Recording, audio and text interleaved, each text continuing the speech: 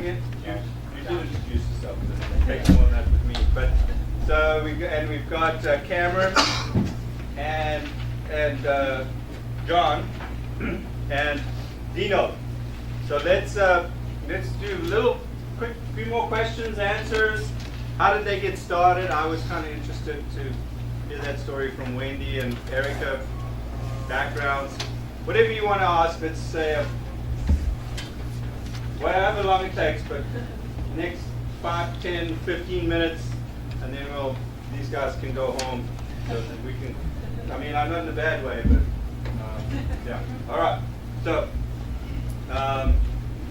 Cameron, I was going to ask you, how did you told us about you started through volunteer and field work, but what sort of educational background did you get? I studied environmental science and policy, BA, at Cal State Long Beach. And I think I might have mentioned you before, Monica Arcadonia. She works for Cal Wild as well. She's my supervisor. Was a professor of mine at the time. And I mean, basically, it was kind of fell into the whole internship thing. She took the class on a field trip.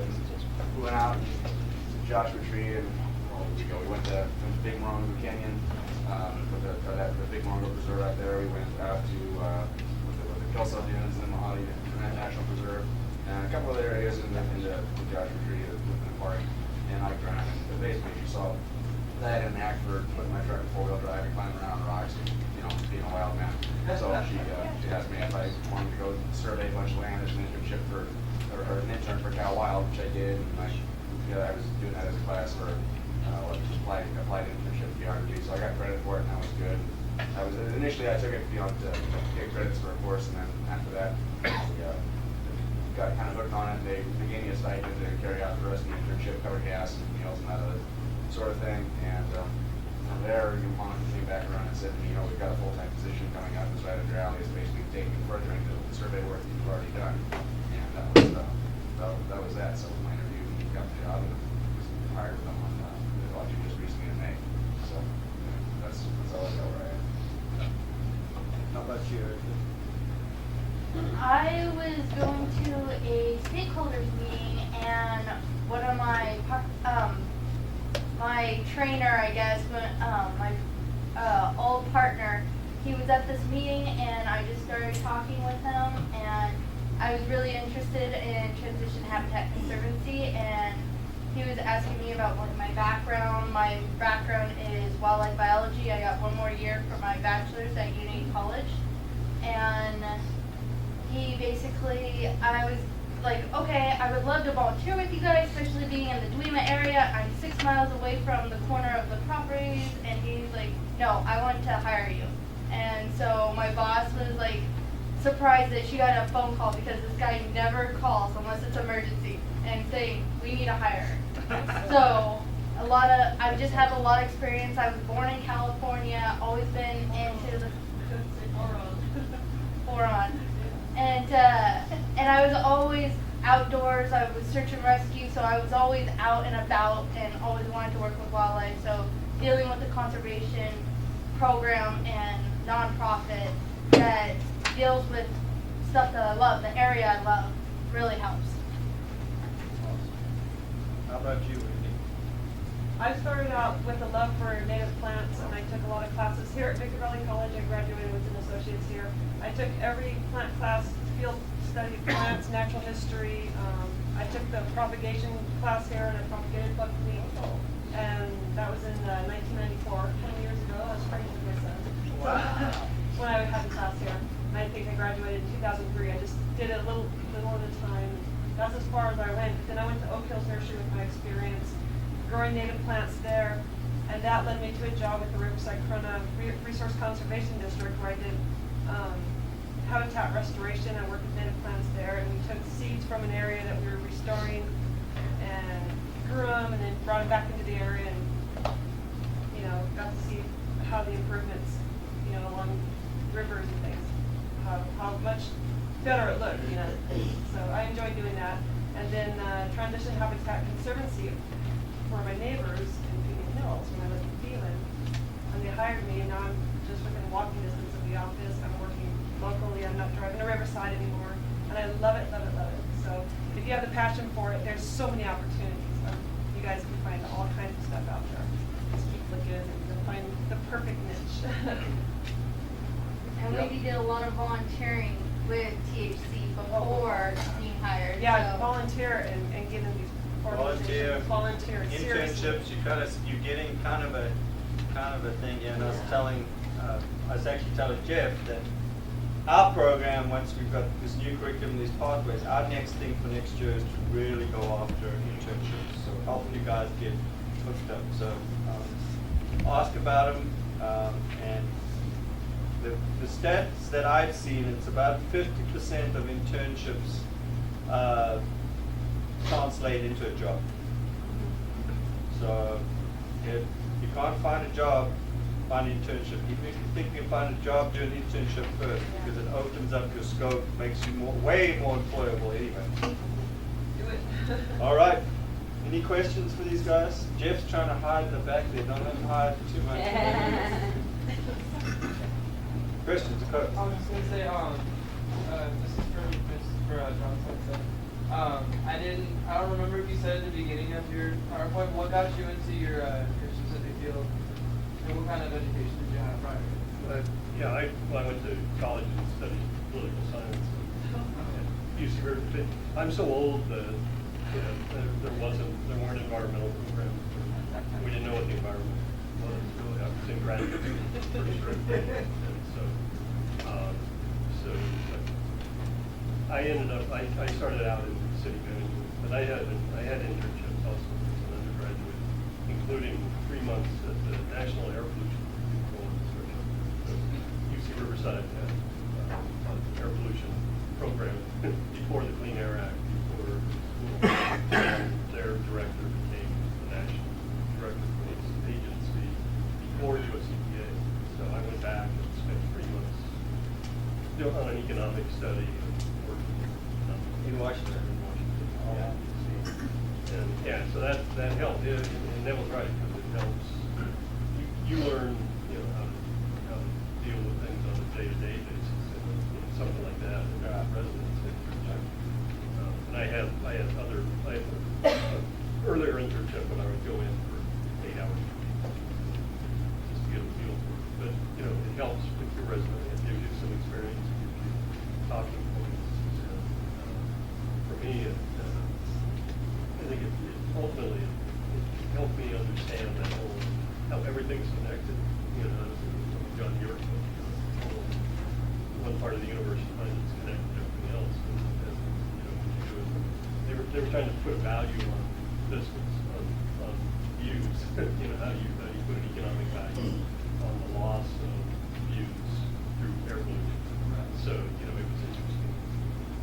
After I got my graduate degree, got into city management, community development, which is really my main interest, building communities, job creation, and but ultimately, I was assistant city manager with Riverside County Administrative Office. And then I started doing my own work, contract work, consulting work, because I thought by then I had enough knowledge that I could sell my knowledge and my skills to people.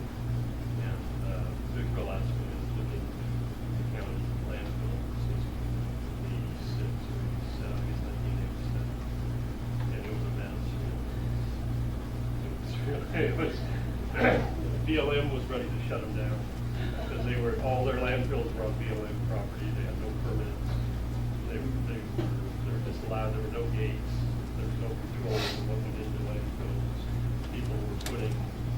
They were put somewhere else in a legally operated landfill. Putting them in. What do you mean? It was totally cool back in that day. Yeah. Drive in It was great. and drive out with more of other Yeah, persons. you Drive- could take it all out. Totally cool. And they hope, but you didn't want some of the stuff. Yeah, I got a call one day from actually a BLM employee told me that I should go out and look at the landfill, and the whole front of the landfill was covered with fibers.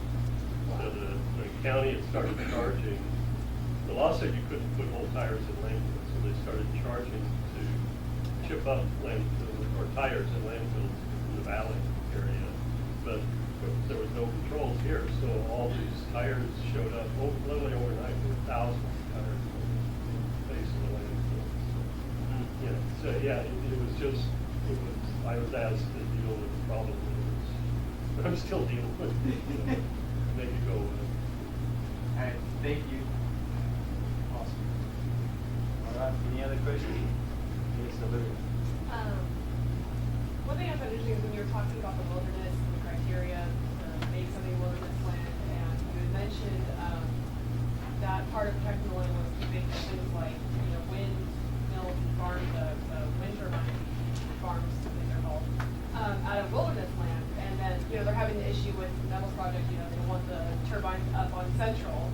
So everyone it seems like everyone has that not in my backyard mentality about the wind farms. So my question is, what land is good to put those wind farms on? And is someone gonna have to sacrifice something like an endangered species or a flower or something to put this single energy in there? When you talk about the project, should we bring it up to the project? Yeah. Okay.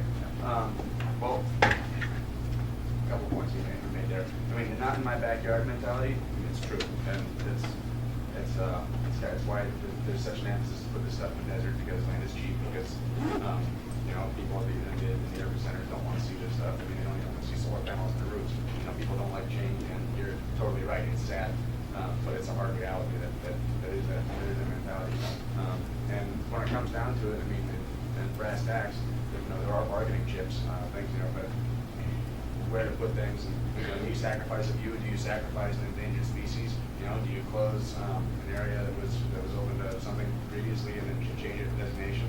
And it's really, it comes down to a case-by-case basis of the land and, what the exact proposed project is.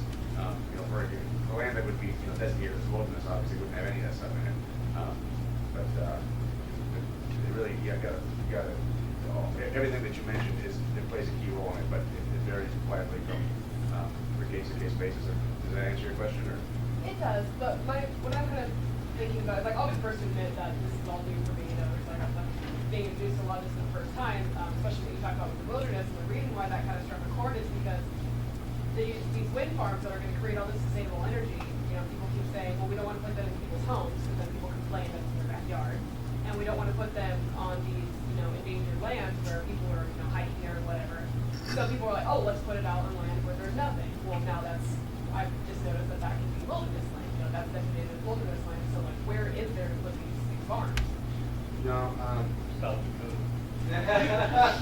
So I have seen several, if you look at, this is getting outside of California and Cal Wild and stuff, but if you look around the world and look at some of the wind projects they've done in New Zealand, and they've done some wind farm things there, where they did biological studies, and they did studies on the environment to make sure that passive migratory birds and other things like that were affected were avoided.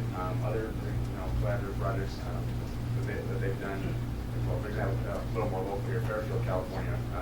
Where up there, I know they've got wind farms up there where they're actually leasing land from sheep or ranchers, and so they're running sheep, and then additionally they lease all the land to put in the infrastructure and then install the windmills. That project has actually got a big problem with it because it's right next to Sicilian Marsh, which is home to all kinds of migratory birds. So that one, I drive by that all the time. It's just like, there is a right way to do it. I've seen more of that being done overseas. We've done a little bit of studying on that. To answer your question, there is a right way to do it. However, it still comes back to the fact that there is a case-by-case. It's based on a case-by-case scenario, and not everywhere is a perfect location for it. It's as simple as that. You look hard enough at any piece of land, and you get to put a renewable energy project, you're going to have to give something up. Be it at a different level depending on what you're talking about. Louis, a couple of things just to put it in context. Cameron's exactly right. I mean, one of the things, in the environmental, natural resource management side, the way we look at it, we've got this 8 billion people, and we're going to put man back in the middle. Like, we have to use this stuff. Even when it's got the highest protection of wilderness, you're hearing that their focus is still using it, but using it appropriately. So when you use it, you are going to have destruction. You are going to use some of it up. Then we look, the next part of that linear thing is we look for a solution, right? And then once you find the solution, you're going to have some trade-offs. There's too many people, too much pressure on the land, even in the desert, for not to have a trade-off. And then the final part of that is the way we make this work. What closes that loop is having people take responsibility. So that's a good context to think about it. In terms of what kind of renewable energy, my personal opinion is the renewable energy people got out in front. For a long time, you'd hear me talk in my classes and say, renewable energy and green is not just only renewable energy, but you would think that it was. Their propaganda was extremely good. So let's say they did a very good job of getting out in front of this thing. The main thing you need to look at is not only is it the best solution, is it one of the principles which hasn't come up tonight is the principle of appropriate technology. Okay? Part of the solution is we're incredibly innovative, especially in this country, and we come up with solutions. And yes, okay, so we are running out of fossil fuels and we're producing too much greenhouse gas. We need an alternative. But when you really look at it through the lens of appropriate technology, wind is very, very low on the priority. It's very inefficient. It has to go in very visible places because that's where the wind is. It's got some serious environmental problems with birds and all of that. And we know that with all this renewable, solar and wind, that we're at the very pioneer stage. We know that nanotechnology is coming, all sorts of things are coming. So my first thing would be, is it the best renewable energy source? I would say no. Taking algae and having them eat up so that we don't pollute, like Kate was talking about, we don't get too many resources into our rivers, let them eat it up, and then using and coming up with biofuels is at least a better solution. And so wind is very low on the list.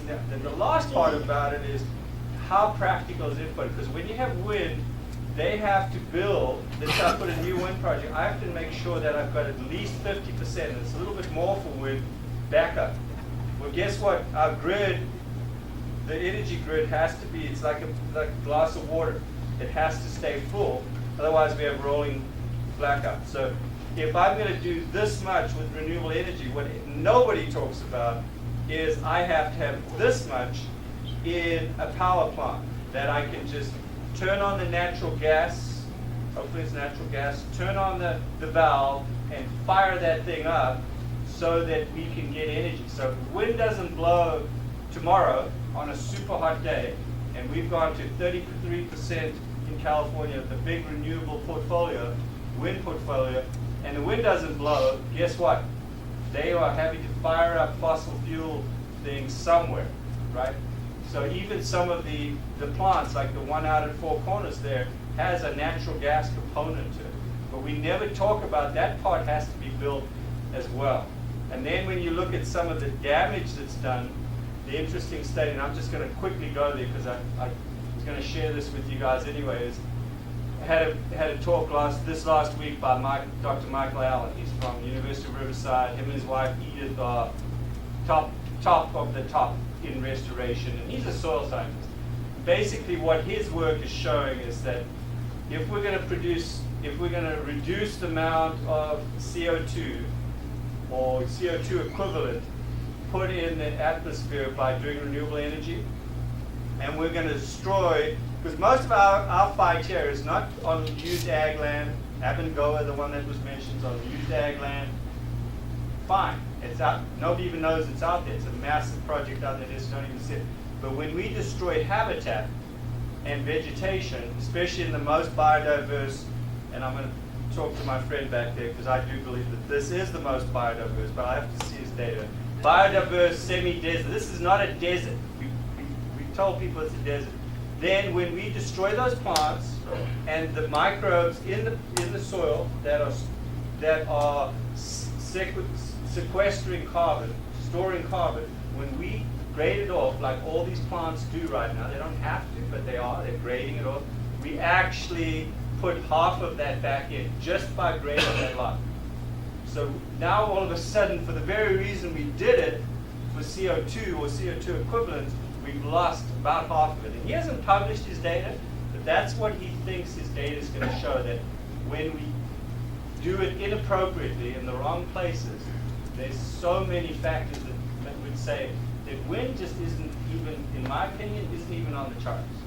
And the only place you could put it is somewhere where it wouldn't be seen and it wouldn't be in some bird's migratory path, and it's nasty. It's an ugly solution. So sorry about the long thing, but you know I'm really passionate about this. Yes, Jim? Can I jump in here? Yeah. Renewable energy is like, been Yeah, done for yeah. the last 5 years. And so to place wind in the right place, in reality, there's really no right. But what the deal is, and I'm going to talk to 2 points. One is, from an overall perspective, we sat back in 2011, 2009 and said, we know that renewable energy is coming. We better develop policy to address it. Before we came out with the wind programmatic EIS, national-wide, 11 states, that was the transmission in the wind programmatic EIS and the solar programmatic EIS. We took these from a broader perspective and we were going to drill down locally. So we took a broad look at these. We were thinking at the time when we were working through these processes, we knew that the technology was in its infancy. We're talking about technology that really is 20, 30 years old. We haven't adapted it to the newer standards. So we knew that there was going to be a time gap between where we are now and what's the best renewable energy. And the idea was to designate enough land, to satisfy that gap. We know that it's coming. We know that there's going to be so many technology advances. We're not going to need large-scale renewable energy investment. We know that. And I think that's where the DRECP is going, is to say, yes, we can do this here, here, here, but that's all we're really going to need to get to that next technological frontier. Like, you know, I remember when I was here, we were in a writing lab. We ran on a thing called DOS, disk operating system, and we had two 286 computers. Your phone has more power than the computers do. And that was just a few years ago. I mean, I can still remember, it was in my lifetime. So we're at the very forefront of that. So the Bureau's idea was, let's designate enough area to get us to the next point. And honestly, from my background, where I've been, you can see where that curve is, and we're really close. As far as where to put them, that goes right back to what the kind of conversation we were having earlier about all those policies and laws and rules. So yeah, we want to put a wind project here. So we're going to impact endangered species. We have an act for that. We have a process to analyze the impacts of that. We have a process to analyze all of the impacts. But if it affects an endangered species, we take that to the next ball. So it's like if you're going into like levels in Mario Brothers, you get past a certain level, it goes to the next level. And that's what happens when you affect the desert forest. If you have a historical resource, something that's culturally sensitive or historic, 50 years old, and you go to it and you go, look, it's an old can, it's a tin can. It's historic, yeah, it's over 50 years old. Is it eligible for the National Register? Is it going to give us information about human habitation or culture or background? No. Okay, it's no longer eligible, and move on down the road. But every time that you start to plan something like that, you go through each one of those steps. And we were talking earlier about a deliberate process in this country. And that's exactly what we have. It may not look deliberate, it may look fast to some people, but it's very deliberate, very process-oriented, step by step. And that's how we come to the decision of, do you want to put this wind project here or not? And I can speak to probably the most controversial wind project in the desert was the Ocotillo Wind Project out near Ocotillo, California. Yeah. We started off with that project as the largest wind project in California, 500 megawatts. We're talking over 250 wind turbines, plus or minus 221. When we got done, we got to 115. So everything we stepped down, we took into account where they could put them. We were micrositing these turbines down to the nearest couple of hundred feet to avoid cultural resources, even if they weren't eligible. And we're talking flakes that were found from napping. These flakes in themselves are not eligible for the historical register, but we still went through the process to avoid impacting. I'm talking 100 feet. I was walking out there in August, 114 degrees, and we sat and we went through every single one of them to avoid those resources. Was it the right place? I don't make that decision. I just give them the information decision. Well, I guess I'm kind of wondering more towards the connectivity of these ones, because I mean, like you said, the Octavia, my parents live, I live on Octavia, so it's like, I know for a fact that they don't want that there. So even if it gets past all the regulations on the test, okay, moving forward, like next door, and it makes it legally, well, if enough people don't want it there, then they can fight against it. So essentially, is there ever going to be a place where these wind farms are going to be effective and okay to put by everyone's standards? By everyone's standards? No, well, that's, if we can make everybody happy, we wouldn't That's have the, democracy. that's the trade-off. There will be trade-offs. Right, so there's. I only want educated people to make trade-offs for a technology that's appropriate. I would make the case that any one of the solar technologies are gonna get better, quicker, and they will be more palatable to the people. The only thing I'd add to that, you see, I'm very comfortable on public land, and luckily we've got government land 80%. Where we're in real trouble is on private land. Okay, so out here in our community, going out to Lucerne Valley, the little projects, and so we're kind of joking in our group and saying we need an Endangered Communities Act, because if these things come in, if you go through the sustainability measures, there's been no jobs. None of the money comes locally. The incentives go to very large, mostly European companies. They destroy our rural living lifestyle that we all really love and depend on, like Apple Valley in general. The property values, if we have 40 go in as planned right now on private land in this area, we think they'll drop the property values by 30%. Nobody will want to move here next to a solar plant. They talked about another basic principle, and then these guys were talking about fragmentation of habitat. It's not just about the amount of land you take, it's what you fragment it. This is what urban sprawl is, fragmentation of habitat. So where certain species just won't use it. Burrowing owls will move away. Road runners will move away. They need larger tracts of land to live in, and that's what all over the world in Costa Rica, they're all about building corridors where they can allow, like the scarlet macaw, to have a corridor to go from the ocean to the mountains, and it breaks up all of that. So there's no level that renewable energy of any of these types on private land next to rural living lifestyles is sustainable. We're trying to find, but the awesome places when we've got used ag land, if we make them do it properly, and they have to restore the land and put some vegetation back on it, and they've got a bunch of requirements which aren't there right now, where it does make sense. And there might be a place where there's good wind on used agricultural land. We're mostly saying we want it on the built environment. NIMBY or not, the NIMBY doesn't apply to us because this is not in our backyard. It means, but we're not even producing this power for ourselves. We're producing for someone else. So we're saying, go and put it on your rooftops. Go put it on your warehouses. Go put it where it is so we don't lose all this energy in transmission. Our biggest fight right now is with the Cool Water Lugo project, which will put a huge substation just outside Apple Valley here, right next to one of our most beautiful areas. And that then becomes a hookup for all these little projects, which are 100 acres of destruction, 200, and I use destruction because they're destroying habitat. I'm not trying to use, provocative language, but and that's so it's a very, very tough fight, and it's the communities that will suffer. It's our lifestyle, our livelihoods that's really gonna suffer, and there isn't a lot at the moment. There's nothing that helps. DRECP doesn't really help us. The county plan for renewable energy is still under review, and so we're literally having to fight these things one by one. Anyway, sorry about the long thing, but as you know, you got me on my passion. Neville, one of the things we talked about, those 4 laws of ecology. One of the laws of ecology is no such thing as a free lunch. Yeah. And I think what happens is we often want our cake and eat it too. Yeah. And that's not reality. Right.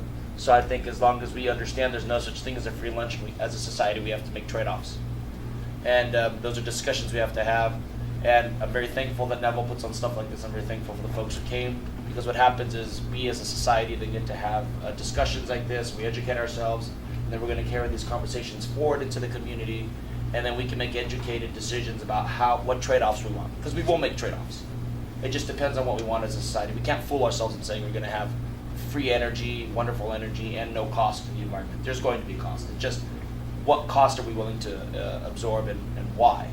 And a lot of times we don't even know how to begin those questions. But workshops like these are designed to kind of get us moving. So very much appreciated with these things.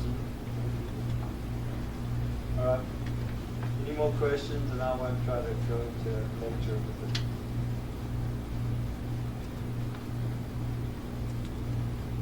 All right. I think we're.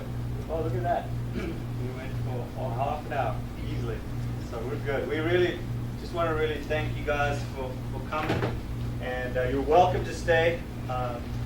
Dino's going to do a lecture, and then if we have time, we're going to watch a movie about the first one I know of, a community conservation plan, an ecosystem watershed-wide, which was up in San Francisco. And the movies, I don't remember the area, but the movie's called Bulldozers and Butterflies and Bulldozers. And it's just, again, this thing of the people, it's right in the middle, it's right close to the middle of San Francisco, and they wanted to preserve this wild place. And it was tough. But they came up with a conservation plan that brought in all these different factors. You can't just talk about water without talking about renewable energy, without talking about wildlife. You got to bring them all together somehow. And thank heaven for especially people like Jeff. I mean, I sit here and I'm in awe, because you have to realize of all that land that and the pressures on them, there's so few of them, and it takes huge passion. I'd hate to think how many hours you work a week. I would hate to think that. Well, since you said something about people, staff, we have a volunteer program at the BLM. You can volunteer to do whatever you want to do. If you want to come in and watch me do my thing, or you want to sit in on a all-day meeting on WeMo route designations, you're more than welcome to come in and sign a volunteer agreement. Won't run a background check on you unless we're having you do something specific for that. Don't worry about it. But you're more than welcome to come in and volunteer. If you want to come in and see what I do on a day, call me up. If you want to ride out in the desert, and we'll go out four-wheeling and go check out Johnson Valley or Stoddard, and I can show you what the issues are there. If you're interested in conservation, they can go over to the Desert Discovery Center in Barstow, and the whole litany of things you can do there. We could always use the help, and even if it's an hour or two here, an hour there. We had a volunteer come in the other day. We were talking about wilderness inventory. We had a whole stack of 10 years of old wilderness information we needed to be organized. She helped us organize it. It took her about 5 hours.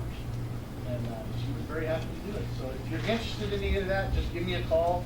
I can set you up if you're not in this area and you want to go like El Centro or Ridgecrest, or not forbid to go to Needles for some reason, unless you got to sit there. Give me a call, we'll set you up. And we'd love to have volunteers come and help us. We're not able to do it by ourselves. We actually need our partners. Transition Habitat's one of our partners. We work with them, Friends of Jawbone, Friends of El Mirage, Friends of Dumont, Friends of Juniper Flats. All of those groups we utilize to help us forward our mission of land management. Please take one of my cards. Are they over here? Yeah, I think there's some, might be a few of them. My cards. And the only reason I didn't mean to point to you guys that you don't have passion, don't work hard. What misconstrued is BLM just sits in an office and doesn't do anything. That's the only reason I was bringing that up. But I want to congratulate you guys on passion. I'll sit there and go, that doesn't sound right. So, I know how hard you do want to work. So, and how committed. So, thanks very much. And Before yeah. if any